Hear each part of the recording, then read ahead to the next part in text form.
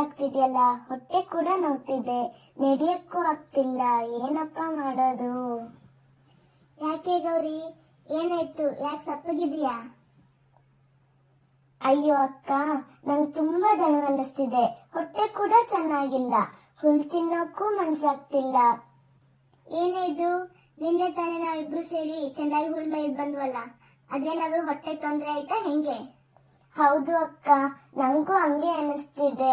ನಮ್ಮಂತ ಪ್ರಾಣಿಗಳ ಆರೋಗ್ಯನೇ ಹೀಗಾದ್ರೆ ಪಾಪ ರೈತರಿಗೆ ಎಷ್ಟು ಕಷ್ಟ ಆಗುತ್ತೆ.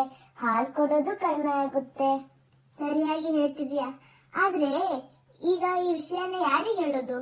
ಯಾರಾದ್ರೂ ವೈದ್ಯರು ಬಂದ್ರೆ ಚೆನ್ನಾಗಿರ್ತಿತ್ತಲ್ವಾ? ಒಂದ್ ನಿಮಿಷ ಗೌರಕ್ಕ, ಚಿಂತೆ ಮಾಡಬೇಡಿ. ನಿಮ್ಗಾಗಿ ಒಂದು ಒಳ್ಳೆ ಸುದ್ದಿ ತಂದಿದ್ದೀನಿ.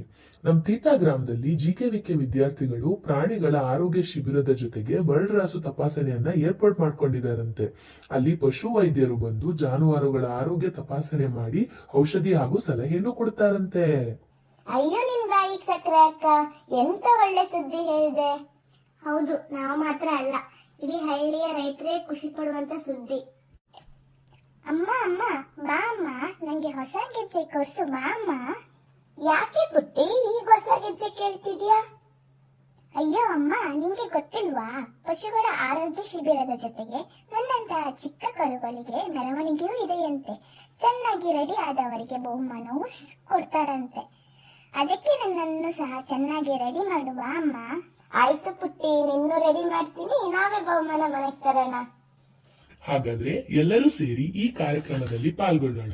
ಇದೇ ತಿಂಗಳು 10ನೇ ತಾರೀಕು ಬುಧವಾರ ಬೆಳಗ್ಗೆ 8 ಗಂಟೆಗೆ ತೀತಾ ಗ್ರಾಮದಲ್ಲಿ ಪಶು ಆರೋಗ್ಯ ಶಿಬಿರ ಹಾಗೂ ಕರುಗಳ ಮೆರವಣಿಗೆಯನ್ನು ಆಯೋಜಿಸಿಕೊಂಡಿದ್ದು, ಊರಿನ ಎಲ್ಲಾ ರೈತರು ತಮ್ಮ ತಮ್ಮ ಜಾನುವಾರುಗಳೊಂದಿಗೆ ಆಗಮಿಸಿ ಕಾರ್ಯಕ್ರಮವನ್ನು ಯಶಸ್ವಿಗೊಳಿಸಬೇಕೆಂದು ಕೋರುತ್ತಿದ್ದೇವೆ.